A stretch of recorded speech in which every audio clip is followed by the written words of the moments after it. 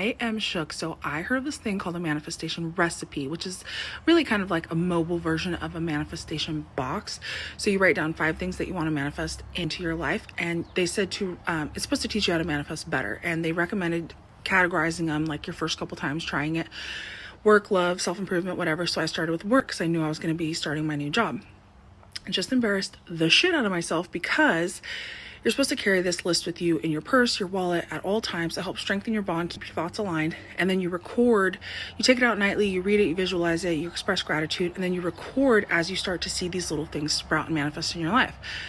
So I did mine for work because I knew I was starting my new job. This morning, I will show you, I was visualizing before I started my new job.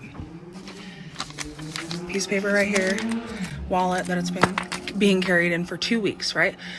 So number 2, which I can't show you the whole thing because they haven't all manifested yet, but number 2, what was so important to me with this new job was the type of supervisor that I had, her personality. And I wrote number 2, an all-inclusive supervisor that doesn't give an attitude for no reason, because I had a problem with that at my old job. So we're in a virtual meeting this morning. Do you want to know what she says? One of the guy supervisors go, yeah, we're an all-inclusive company. And I went, that caught my attention, first of all. And then my supervisor goes, and just to add to that, she goes, you can come talk to us about anything. She's like, we're not the type of supervisors that are going to have an attitude with you for no reason.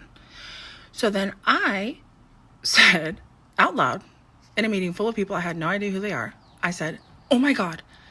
And they go, are you okay, Marissa? And I was like, yeah, I'm good.